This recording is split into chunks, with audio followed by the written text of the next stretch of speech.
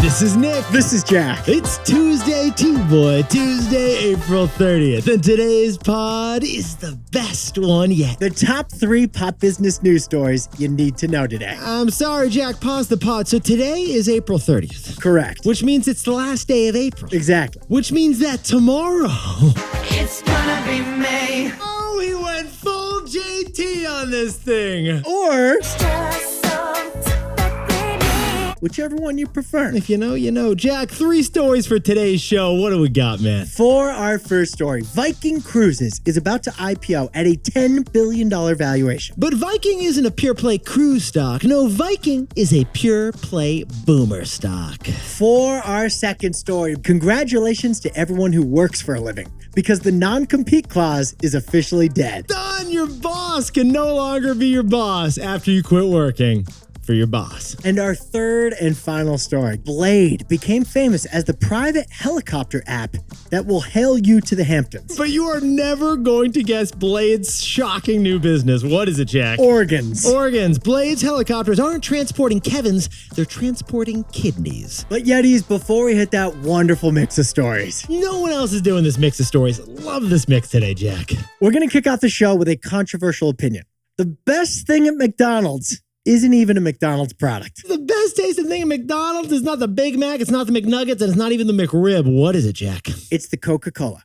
The McDonald's soda fountain Coca-Cola is simply superior to all other soda out there. What kind of feels are you getting with that McDonald's soda, Jack? It's sweeter, it's juicier, it's Cokier. It does taste cokier. You're right, man. I couldn't label it. Is Ronald McDonald remixing the recipe? It was like Grimace messing with the machines over there. What is happening with McDonald's Coca-Cola? It turns out that McDonald's Coca-Cola, served from a soda fountain, is different from every other Coca-Cola you can find. We jumped in TBOY style. It turns out McDonald's actually uses a different recipe of Coca-Cola. According to Delish, McDonald's fountain soda has a higher syrup to liquid ratio to account for the ice in your cup. At McDonald's, they know your cup has ice, which dilutes the Coke. So Ronald adds some extra high fructose corn syrup to compensate for that extra melted H2O. And that is why your first sip at the McDonald's soda fountain tastes so good. And your last sip isn't a watery disappointment. But that's not all. Get this, Yetis, about the McDonald's Coca-Cola. McDonald's also has extra wide straws,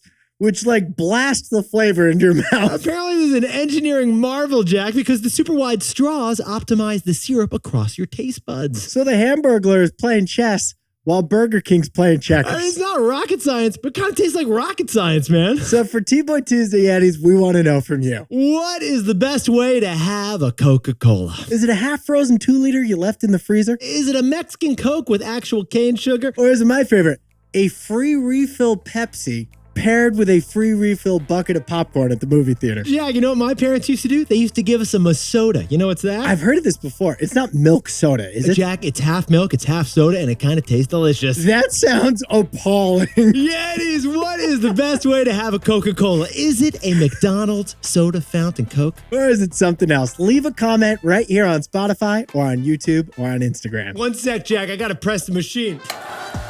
I can't believe you drank me soda. Let's hit our 3 stories.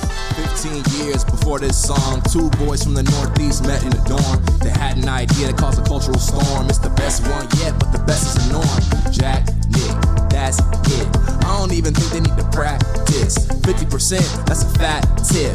T-Boy City on your at list. If you know, you know, cause we ready to go. We can't wait no more, so just start the show. Start the show. For our first story, the next big IPO on Wall Street, get this, it's Viking, the River Cruise Company. And Viking Cruises is doing something that we've been waiting to see for a while. They're targeting old people. Yetis, if you have ever fallen asleep on the couch and woken up at 1 a.m. with PBS on, what do you see, Jack? A Viking River Cruises infomercial. Yes, you do. Viking Cruises. They're like the Carnival Cruises for your art history major Aunt Deborah. Sail the Danube River. Discover Renaissance fresco paintings. all from the safety of the deck. Viking Cruises. It's like less Aruba, more Adriatic. You're coming out with a PhD degree. Viking owns a majority of the culturally immersive river cruise market. Jack, how would you describe the culturally immersive river cruise market exactly? You're taking notes. You're not taking shots. That poop deck, it's a fancy poop deck. But here's the news, Yetis. After 27 years, Viking Cruises wants to go public. Viking Cruises is going to IPO. They're raising $1 billion by selling fresh stock on the stock exchange, and they're hoping to hit a $10 billion market cap. Jack, hold on to your bifocals. Viking Cruises is docking at the New York Stock Exchange. Now, Yetis, this isn't the first cruise company Nick and I have covered on the pod. We've covered Carnival, Royal Caribbean. We covered Margaritaville. And Jack, remember, you used to own Carnival Cruises stock for like 6 months. Remember that? I know. It was my most embarrassing stock ownership. Yeah. But Yetis, Jack and I jumped in TBOY style to this Viking Cruise IPO paperwork, and we noticed they're the most different cruise company we've ever seen. Here's the main difference. Unlike other cruise lines, each Viking vessel is identical to the other. They've got 3 styles of boats. 1 ship for oceans, 1 ship for rivers, and 1 ship for expeditions. They're consistent, and that consistency lowers cost. Because they can buy in bulk, and it's cheaper to fix the boat if it's the exact same as the other boats they have. It's way more efficient. The mechanics know each Viking boat really well, because there's 58 of them that are exactly the same. And we've actually seen airlines do this too, like Southwest Airlines. It makes it much more flexible for the airline and for this cruise company. Viking can send the same crew of workers from one ship to another with no need for retraining. Because their ships are identical. What's another difference for Viking, Jack? Viking's a lot smaller than the other major cruise lines. Carnival Cruises is serving 6 million guests a year. Viking is serving 600,000 guests a year. It's 1/10 the size. But Viking tickets are way more expensive. That's the key. Viking's average revenue per passenger is a whopping $7,000 because they're not serving shrimp on that thing. They're serving lobsters. That's more than 3 times the revenue that Carnival makes per passenger. But Jack and I also noticed something else about Viking Cruises that was different. It's probably the only thing you've noticed about Viking Cruises, the sponsorships. The sponsorships. Viking Cruises is the only company we've ever seen that brags about their sponsorships. If you watched the end of Downton Abbey, you'll see that it was financed in part by Viking River Cruises. If you walk into the British Museum and hang a left, you're going to notice a sign for the Viking River Cruises. If you put on a tuxedo and go to the Metropolitan Opera House, Viking River Cruises was one of the donors. Jack, don't go gray on me over there, but I'm getting AARP vibes when it comes to Viking Cruises, man. I think it's because of our takeaway, Nick. So, Jack, what's the takeaway for all our buddies on a Viking cruise? It's time for the tech industry to respect their elders. Yetis, that's actually a takeaway Jack and I did last year on a story about big tech. We noticed that the tech industry is obsessed with young people under 30, but the bigger business opportunity is for people over 60. And Viking Cruises is the first time we've seen a company explicitly obsessed with boomers, and we're loving it. In their IPO paperwork, Viking Cruises says they only target people who are 55 years or older. They want to be a pure play boomer stock. And Viking actually makes a wonderful case as to why they're so focused on that demo. It's where the money is. People 55 and older are the largest spenders in America by far. The wealth owned by the boomer generation is tremendous, and they want to deplete that trust fund right now. Yeah, we're going to take care of the kids, but first let's cross a few lines off our bucket list, Helen. Honey, do you want to do Florence first, or should we take the ship all the way to India? Nick and I think it's kind of refreshing. It's cool to see a company go after your parents and grandparents with such marketing love as Viking River Cruises. Most of the companies we talk about, they only think it's cool to focus on young people. But Viking is more realistic. They're going where the money is. They're going to the boomers. It's time for brands to respect the elderly. Or at least to try to make money off them. For our second story, last week, the Federal Trade Commission banned the non-compete clause. Big business is suing to block that ruling, but we think non-competes are done for, and here's why. All right, Yetis, last week, Jack and I were like really prepping for the New York City live show. We were doing a lot of prep work. I know. And then we saw this huge announcement from the FTC when it was too late for us to cover it on the live show. Okay, here was the first nationwide rule that the FTC has decreed in 50 years. What was it, Jack? The FTC banned non-compete clauses nationwide. That's right, Yetis. Starting in September, after you ironically get back from Labor Day vacation, non-compete clauses in employment contracts are invalid. Unless you're a highly paid senior executive, existing non-competes that might be in your contract, they're invalid, and your company has to tell you that they're now invalid starting in September. This is a huge, huge deal because it impacts an estimated 30 million employees, and probably you happen to be one of them, Yetis. Now, let's quickly clarify what this ban on non-competes is not. This is not a green light for employees to steal company secrets. Like, Bessies, if you work at a brewery with a proprietary strawberry beer recipe, you cannot steal that recipe. You can't steal it. That's theft, which is a totally different thing than non-competes. Non-competes are also not non-disclosure agreements. Those are two different things. NDAs, those are still legal too. That's different than a non-compete. What this is a new rule that makes it illegal for your boss to have unfair power over where you work next. Darlene and Duncan, hop on over to Starbucks if you want, Hop on sweetie. over to Starbucks. There's no one stopping you anymore. Howard Schultz is like, we've been waiting for you for years, Darlene. Now let's sprinkle on some context, Nick. The non-compete started off really reasonable. Yeah, Jack, what's the history of the non-compete? How did it begin, man? The non-compete began with senior executives who had valuable inside information. Besties, back in the day, if CFO Frank from finance knew the secrets to the company's balance sheets, they didn't want him taking them to a competitor, so he signed a non-compete. And he got paid $1 million to sign that non-compete because he's an executive. But eventually, non-competes got a little bit ridiculous, didn't they, Jack? Non-competes have been abused by employers to trap their employees. And today, 30 million Americans, or 1 out of 5 workers, has a non-compete, according to the FTC. And the FTC, when they announced this ruling, they cited hairstylists who have non-competes. Hairstylists. A hairstylist is not a high-end executive, and they probably didn't have a lawyer review their contract. So they may have signed their non-compete without even knowing it. But now those hairstylists can't quit their jobs. These non-competes forbid them from cutting bangs at other salons. And if you can't go to a competitor, if you're a hairstylist, what are you going to do? You have no choice but to stay at the salon you're currently working at. You're basically an indentured salon servant, and that's just not fair. Now, Yeti, shocker, the U.S. Chamber of Commerce, which represents big businesses, they immediately sued the FTC to block this ruling. But if a court strikes this FTC ruling down, we hope that Congress acts to end the non-compete. Because of our takeaway. And because we want Darlene to get a raise. Yeah, we want to hire Darlene here at TBOY. So, Jack, what's the takeaway for all our buddies who are everyone who's signed a non-compete clause? If you can't compete, then you can't get a raise. All right, Yetis, fascinating hero stat. Over the past 25 years, people who switch jobs get paid 1% more a year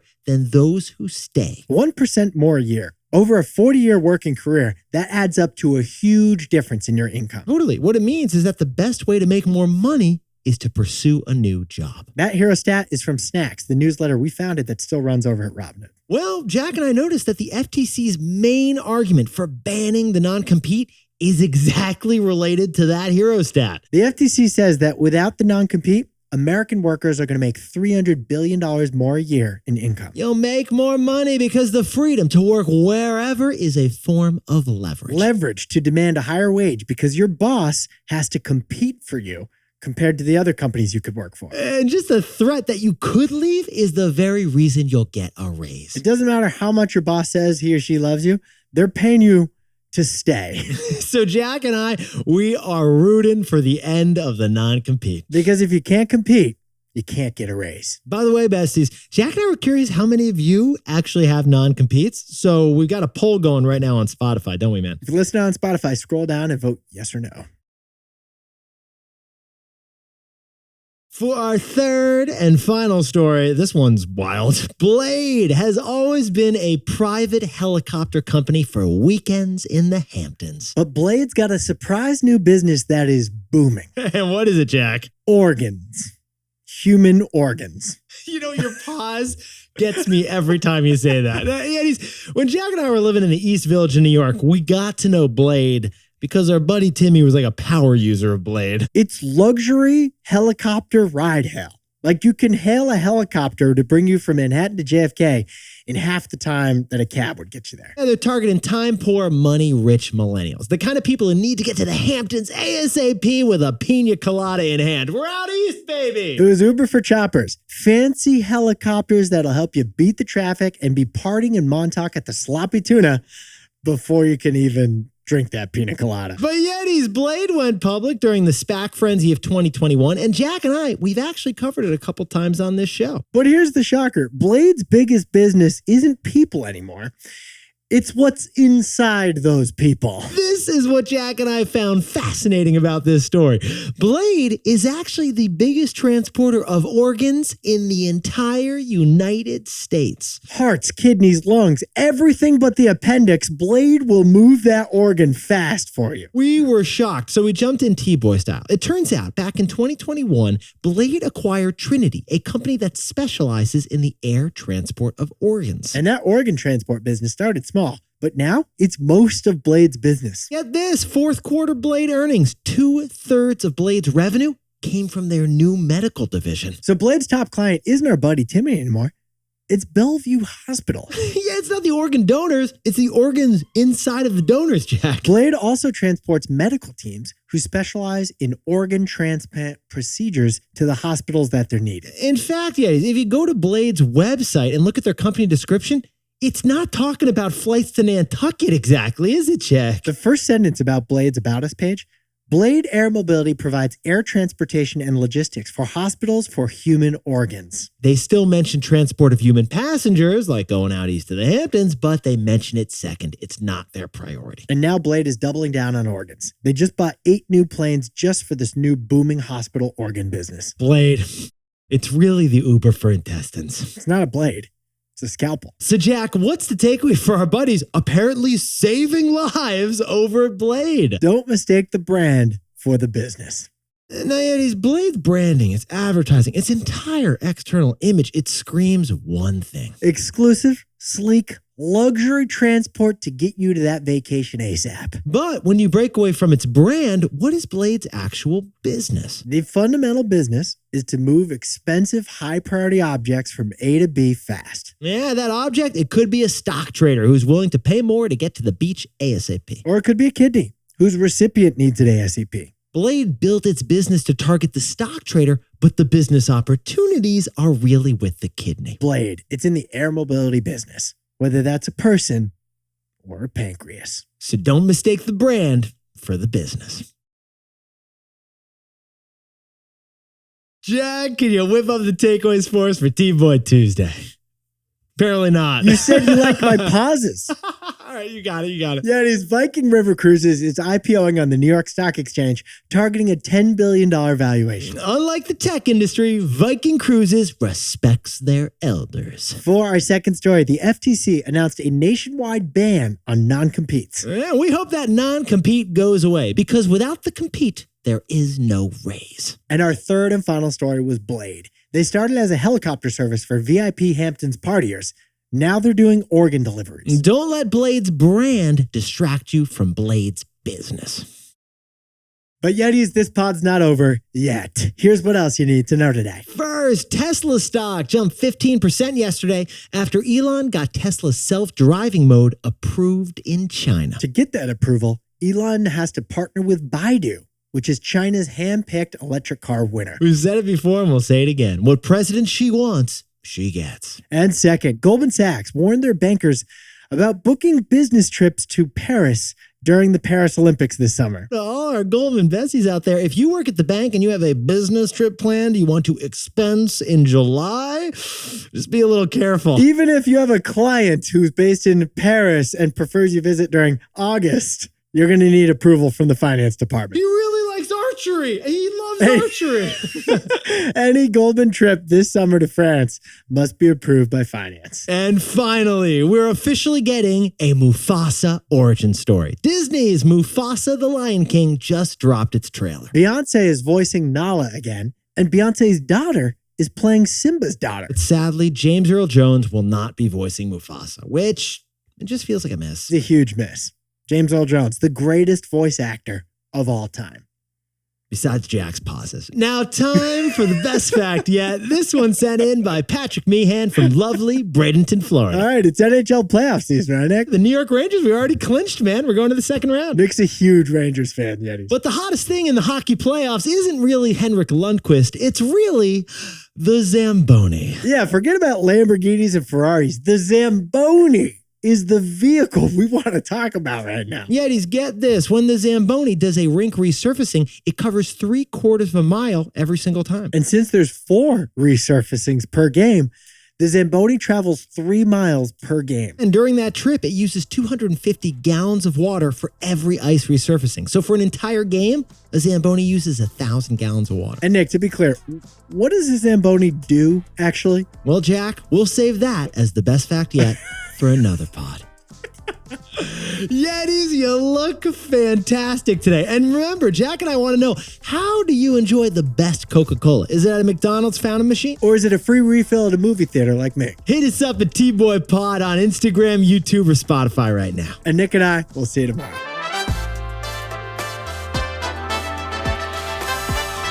And before we go, a shout out to all our Yetis celebrating the last night of Passover tonight. Hope everyone had a good Seder. And congratulations to besties Haley and Sebastian, who just got engaged. He got down on one knee in Sedona, Arizona. That is beautiful. And happy anniversary to Maddie and Lindy in Denver, Colorado. And Cindy M over in lovely Los Angeles is moving to New York City this week. Cindy, you're going to have a fantastic time. Congratulations to Connor McKenna in New York City, who just got promoted at Pronghorn. And Katie LaCosta in San Diego is working on a cure for cancer and in the meantime, celebrating a birthday. Happy 22nd birthday to Trace Wilson in Salt Lake City, who's listening to the show right now on a birthday road trip. And a happy birthday to Sonny Khan celebrating in the incredible city of Amsterdam. And happy 30th birthday to Francis Afriye in New York, New York. And a happy belated 7th birthday to Dre Bouch celebrating in Minneapolis, Minnesota. And Liz the Lizard Anderson, get out of the shower in Berlin. You got a birthday to celebrate. And Katie L in San Diego is a seal lover celebrating birthdays. Happy birthday, Katie. Happy birthday to Jeanette Rodriguez in Hollister, California.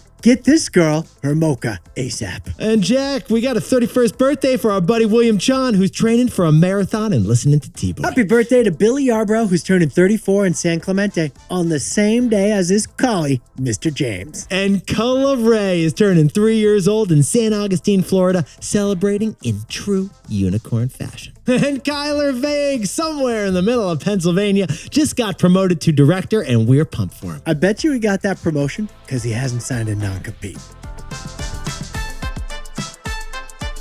This is Jack. Nick and I both on stock of Robinhood and Spotify.